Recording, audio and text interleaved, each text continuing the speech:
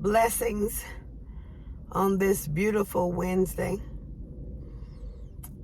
I'm sitting out here waiting on a client, and y'all know I don't like to get bored. I like to use my time wisely. If I can pour into somebody, I want to pour into somebody. Getting a lot of feedback on those videos. Like I was telling Bible study last night, I think when I struck a nerve. Today on my heart, I wanted to talk about loneliness and depression. The motivator of that is love. A lot of people have been sitting around dealing with hurt, trauma, pain. They've lost loved ones. I say this pretty much every video now. The pandemic came and wiped out a lot of people. It was devastating. Some we had never seen before. Not in that capacity. Everybody looked to the church, turned to the church, but the church had no power. Because when the church doors was closed, they went to join in the rest of the people, rest of the world. They was preaching and teaching stuff that, they didn't even have faith in themselves. So we got a lot of people that's talking about being saved, sexy, and single, sitting up alone, or maybe a house full of cats or dogs, just lonely, not experiencing love. Some of them have self-love, but love it flows between two people, two individuals. Some people have love for material things, tangible items, love for money, but you can't find life in that. So, love is the motivator. You're sitting around in an apartment by yourself, alone, maybe talk on the phone to people every now and then. That's not living. A lot of people in their conversation are either waiting to die, preparing to die, or taking matters in their own hands. That's not love. That's not living. So many people are scared to die. But I believe that so many more are scared to live. To live, you got to take risk. To love, you got to take risk. Because every time you stick your neck out there, you stick your heart out there, there's always somebody going to come and chop it off or break your heart or do something. Normally it's because they don't know what love look like. Generally it's not intentional. But then for the most part, you got narcissistic demons that it is intentional. So if you're sitting around and you're not experiencing love, then you're not experiencing God and what it was all meant to be. I don't know, my body is sore. Because I ended up going to the gym. I've had this membership for the longest. And I never really felt motivated to go use it. Technically, I got it to go to the hot tub or the sauna so I could sweat out some glucose or whatever, lower my blood sugar. But recently, I felt motivated to get in shape. When you have people in your corner, people that are for you, people that think highly of you. You talk about in Bible study last night that God has thoughts of peace, not evil. People that think positive, good things. He think on these things. Thoughts are pure. Things are above. They don't think negative or evil of you. In their mouth, in their conversation is encouragement. And it, I guess suddenly causes you to want to do better. It causes you to want to live, actually. When you find somebody that's in your corner, when you find somebody that's, loyal to you, it makes you feel some type of way. You don't even be trying. So I got in there and I had a meeting with a personal trainer.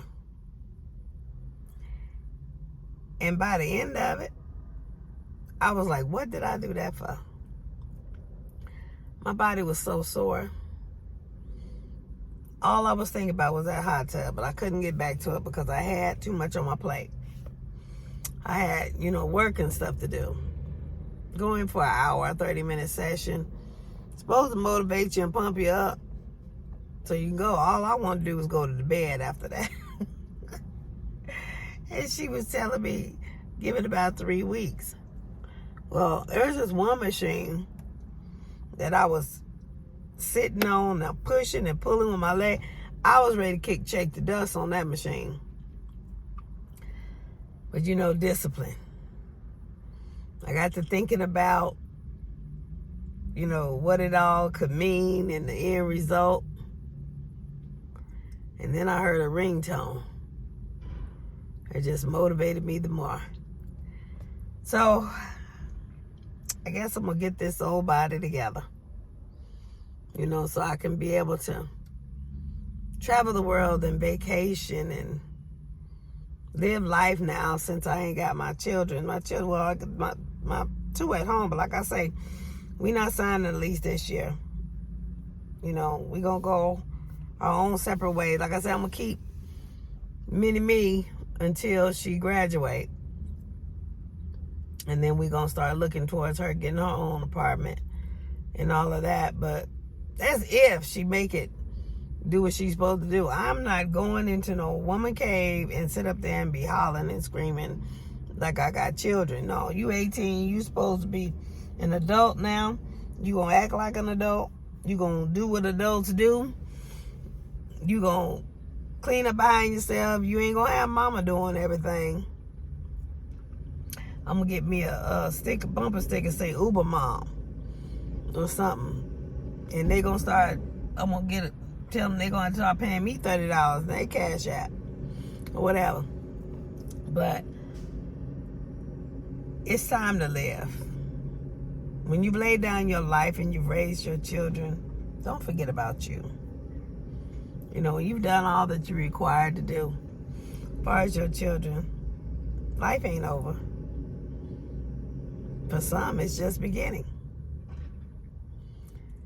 But like I said, love. Love is a motivator. When you have love, true love, sincere love, somebody that's in your corner for real, it hits different. You find yourself doing stuff that you wouldn't normally do just because. I was talking to an individual, counseling, and they was talking about depression. They go to a psychiatrist. And psychiatrists is in it for the money too. Psychiatrists, the difference between a psychiatrist and a psychologist or a therapist is that they can write prescriptions for drugs. So they legal drug dealers. This individual is going to a psychiatrist, and we working on their third medication. The first one got side effects, made him sick, got off of that one. The second one was doing better with least side effects, but they kept forgetting to take it, and it wasn't really giving the effects that they wanted. This last one they started, and the psychiatrist told them, like, this is a little bit more potent. This one may make you a little jittery, give you too much anxiety.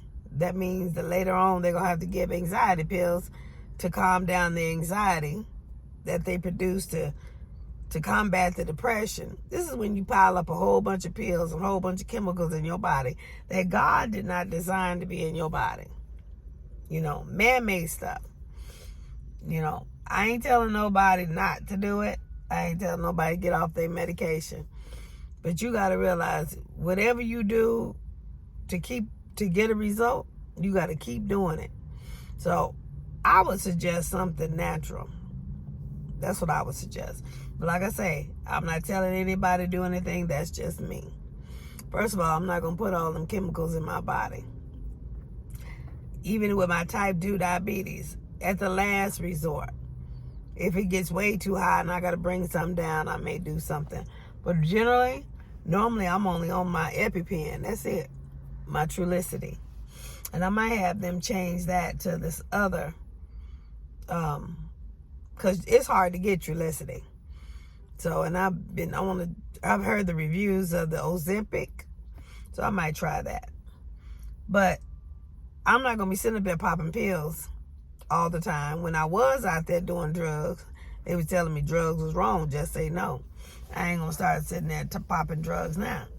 Or pills now. Now, these ain't no narcotics or anything, but they still got their side effects, and I'm just not into popping pills. I'm not into that man-made stuff. That's just me. That ain't for nobody else.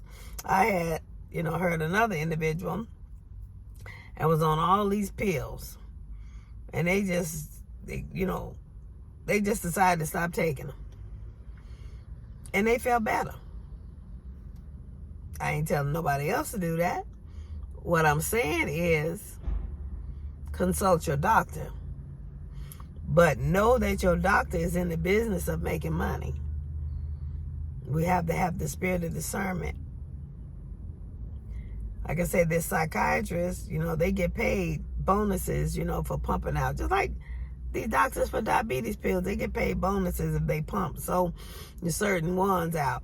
Like they used to get big bonuses for pumping metformin. Metformin used to make me so sick. I would be so nauseous, feel like I was on a ship or something. I told that man finally, I said, you know what? I'd rather die happy than sit up here and keep taking this. That's what I told him. I ain't telling nobody else to do that. That's what I told him. And I got off of that stuff. They finally put me on something else. And I think that's when I started the Trulicity. No, I started with the other one. The other blue one. I can't remember what it was. And that was a daily thing. No, and then we found the weekly thing. I could do the weekly. So that's what I've been on. And, as long as I eat like I got some sense, it generally keeps it lower than 500. But starting to pay more attention to my health, to my body. When you ain't got all them children to deal with, when you ain't got all them responsibilities, when stuff start falling off of you, you need to start pouring more into you, paying more attention to you. It ain't time to die. It's time to get you back together, start restoring you, and live life. I intend to, travel outside the U.S. one day. I don't know about getting on no. I guess I'd rather get, I don't know, between a plane and a boat. I don't like all that water, and I certainly don't like all that air and the plane falling into the water. I'll figure it out. I don't know. I'm just saying that. I might go somewhere outside the United States, but it's not so much fear. It's just I don't like the fear. I don't like that feeling of falling. And I certainly don't like being in water longer than I need to in the event, something happened. But you got to start loving yourself. That's where your motivation begins. Start loving yourself. Because if you don't have love on the inside of you, you can't recognize it when somebody offers it to you. Next point I want to make is you got to know your own love language. You got to know what makes you feel love more than anything else. And you got to try to submerge yourself with people or encounters that operate in your love language. Therefore, you don't have to feel depressed. Nobody can feel depressed and be in love or feel love. God is love.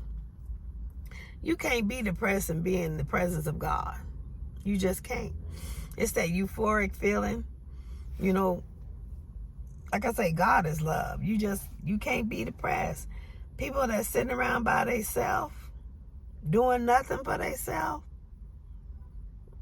You know, he said where 2 or 3 are gathered in my name, I'll be in the midst. If you sitting around by yourself, well, where's the other one? Yeah, we say it's him, but that ain't scripture. He said where 2 or 3. Love has to go between one individual to another.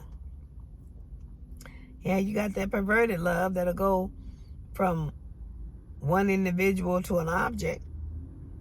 You know, like teenagers love video games, and, you know, some adults love vehicles, and many love money.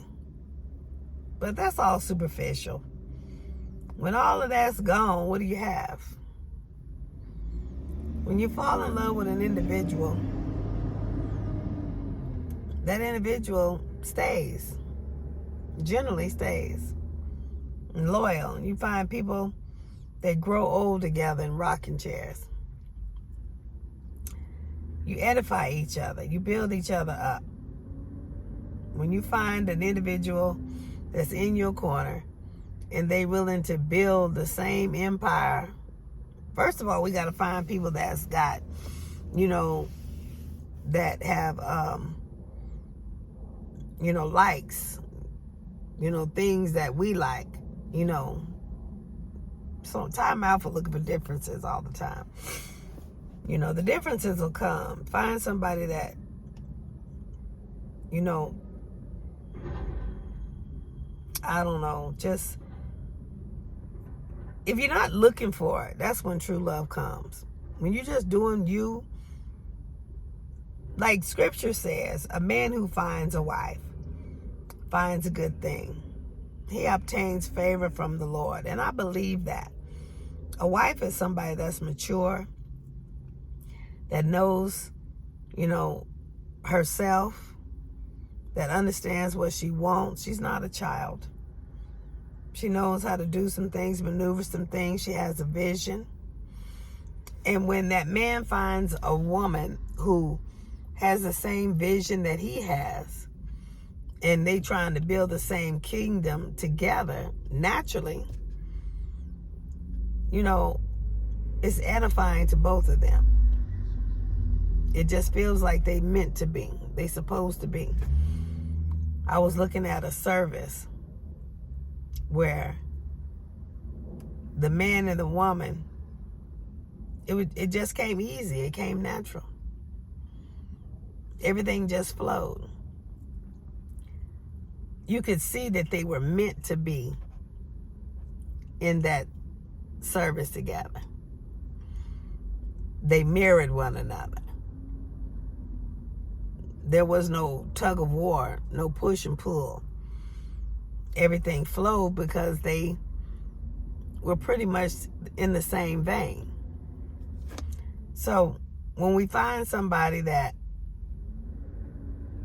knows our weaknesses, but they're strong, and they just take up that slack, or we know their weaknesses where we're strong, and we don't say nothing about it, we just take up that slack, everything flows. It's time out for everybody trying to get the credit, be out in front.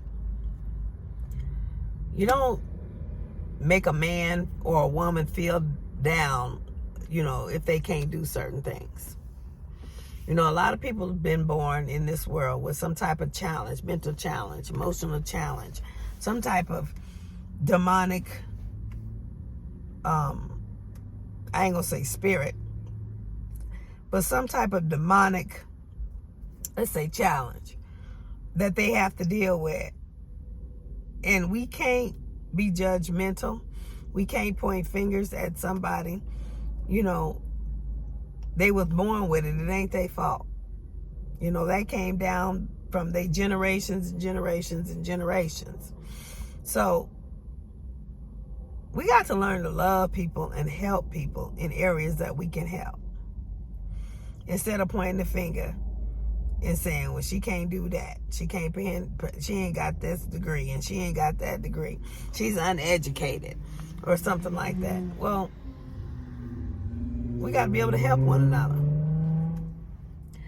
Yeah, I went out here and got all the degrees and everything, but that don't mean I can't help somebody learn the same thing that I know that it took, years to get the certificate for.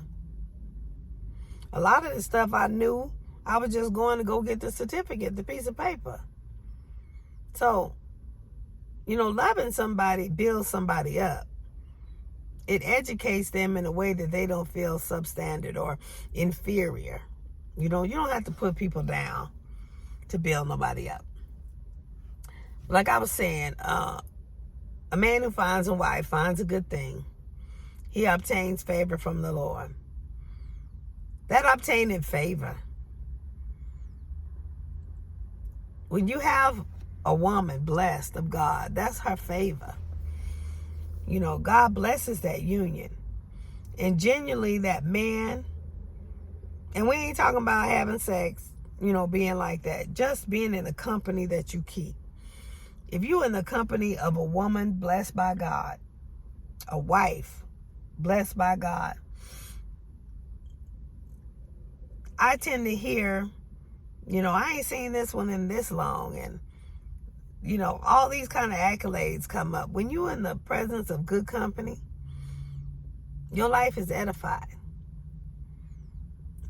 When you have a good woman backing you, your life is edified.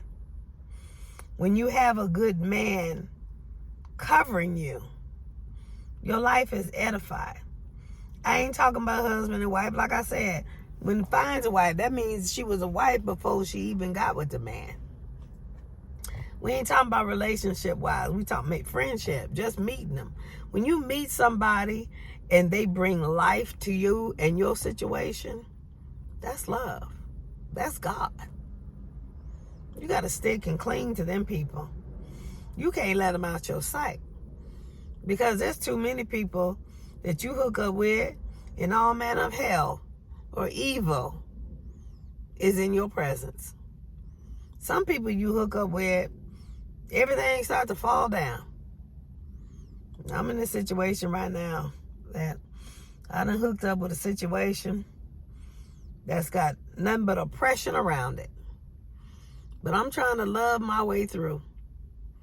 I'm trying to, be about my Father's business. And I'm going to do it until he releases me. Or until he get the glory. Let's just say that.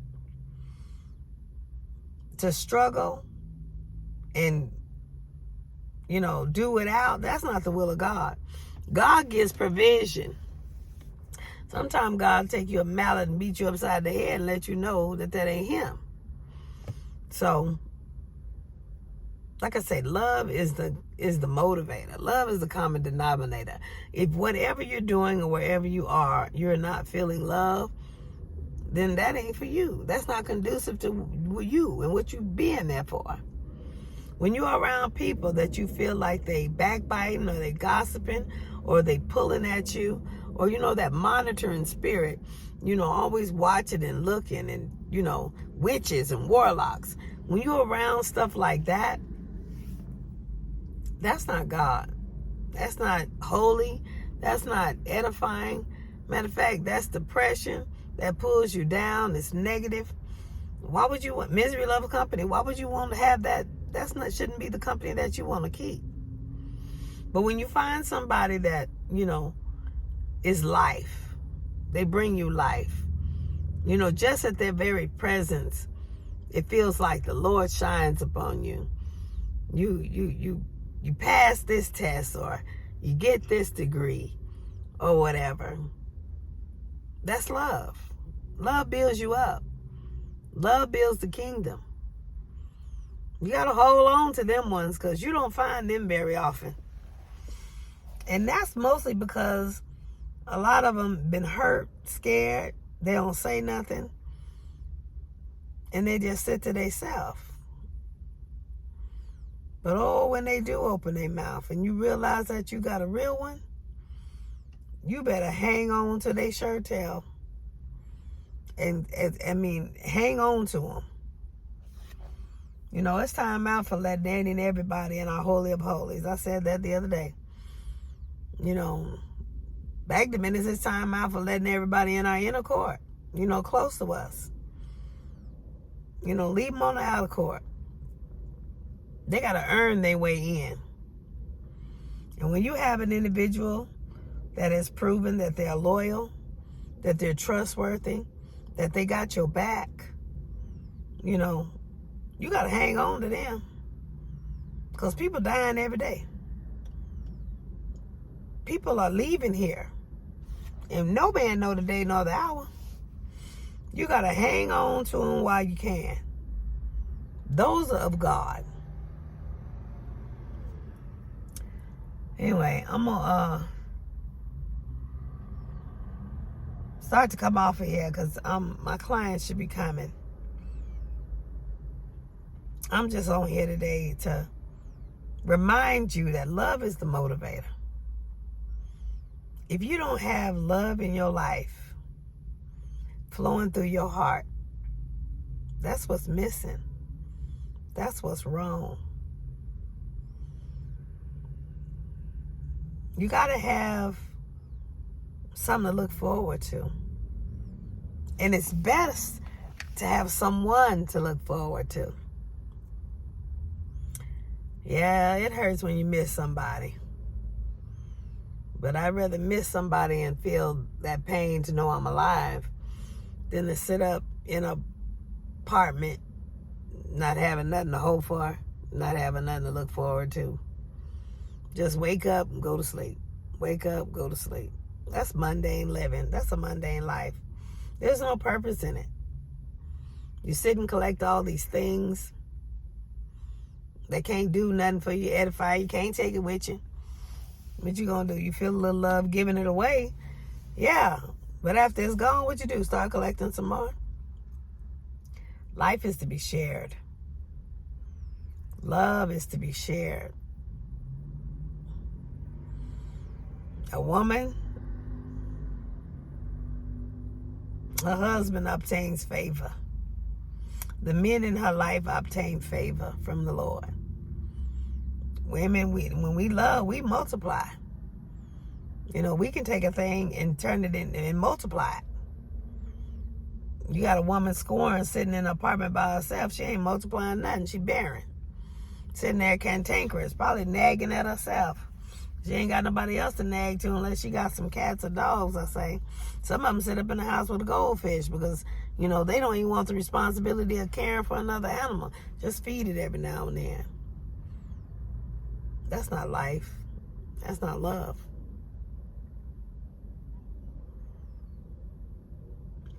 Learn to love. He say, if I abide in you and you abide in me, that means you abide in Christ and he abides in you. Abide means a dwelling place. When you abide in Christ, you dwell in him and he dwells in you. That's being in love. Being in love with God. I ain't gonna say be in love with the flesh, because you know the flesh, you can't trust no man. But you make sure you trust God, and God will lead you to the one that he's operating in. And when that man is serving the same God that you're serving, oh my Lord, life just opens up. It's always the presence of life, the presence of love. You know, you can sit and talk and hours just go by because you feel like you're in the company of God. You feel like you're in the presence of God because you are. because that individual is loving and has the same belief system that you do. So therefore, y'all can build a kingdom, build an empire, because y'all on the same page. So if you have the presence of God and they have the presence of God, it don't have to be male or female. Anybody, your friend, girlfriend, as far as your friend, somebody, you co-worker, anybody that's got the same God living on the inside of them, that's love. You can build a kingdom, build an empire like that. Everybody seems to think that, fornication, adultery, love ain't all about sex. It's not all about, it's needed. It's necessary for the body to be able to release and, get the hormones together and the neurotransmitters to working right and synapses and all that. I know all that. But without love, it's only a season. It's only for a moment. You want something that's lasting. And love begins in the morning. Love begins at hello, good morning. By the end of the day, love is full. You talking about that 30-second. Well, I ain't gonna say everybody 30 seconds. But in my past experience, I used to be able to do 30 seconds, go and do on to the next. Because I knew what to do. I knew how to do it. 30 seconds, and then they would sit there and feel like something was stolen from them because there wasn't no love in that. They sitting there, can't do nothing for a good 2-3 minutes. I done got what I needed and gone. That's what I'm saying. It ain't all about the sex, the flesh. That's all. Ain't no love in that. 2 pieces of flesh rubbing together. Ain't no love in that. But when you love somebody and you know that they love you, you ain't even got to take your clothes off. That's why I was saying, learn to love with your clothes on. That's how you do it. Learn to love with your clothes on. That's how I'm able to get people to move. Because I walk in love. I find out their love language. And I love them to the best of my ability. And they be so ecstatic, euphoric, to where they just want to do any and everything for Dr. Bell. Because I walk in love. I walk in peace. I bring life. I don't bring evil. I don't have malice in my heart. But the day that I joined to my match, like I was telling my Bible study, y'all better be careful. I might be called up after that. Anyway, get motivated. Be receptive of love. Love yourself so you know what it look like. You know what it sound like. You know what it feel like. I ain't talking about that other type of sin. Love yourself. Learn to, love ain't all about the flesh. Love is giving yourself time. Speaking affirmations to yourself, good things. Love is doing things for yourself that's healthy, taking care of your health. Love, learn to love. Self-love is important, because if you don't have self-love, you don't recognize love when somebody else give it to you. It looks foreign to you. And if you've been in an abused or traumatic situation, relationship, make sure that you learn what love is. Real love. I ain't talking about that narcissistic stuff, that emotional abusing stuff. Some of us just been through a lot of abuse and we don't understand what love is. Learn what love is. Talk to some older people. The ones that, I ain't talking about the ones that's arguing and cantankerous. Talk to some people that's been together for years. Get some insight. You ain't got to go in all this student loan debt and all that like I did or whatever. It's a debt, but as long as I stay in school, I ain't never got to pay it back. And I'm always going to be learning something, because if I ain't learning something, I'm dying. And I ain't ready to die yet. I'm ready to live, which means I'm ready to love. Yeah. I was telling somebody the other day, I think Cupid popped up. Because I'm starting to think and do things that I didn't do before. A lot of things that women say that they won't do.